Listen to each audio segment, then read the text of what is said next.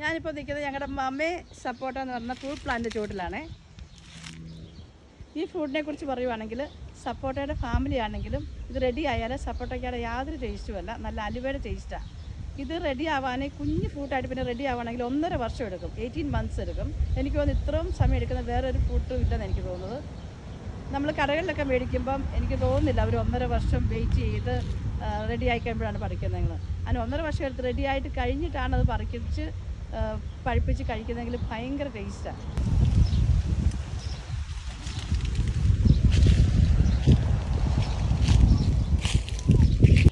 ഇത് കണ്ട ഇങ്ങനെ ചെറുതായിട്ട് വന്നിട്ട് ഇങ്ങനെ ഇതിപ്പോൾ ഒരു 3-4 മാസമായിട്ടുണ്ട്.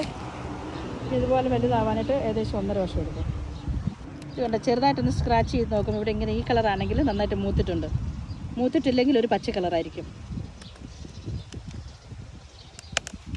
ഇത് പറിച്ച് വെച്ച് ഒരാഴ്ച കൊണ്ട് നന്നായിട്ട് പഴുത്ത് കിട്ടും. പഴുക്കുമ്പോൾ ഞാൻ മുറിച്ച്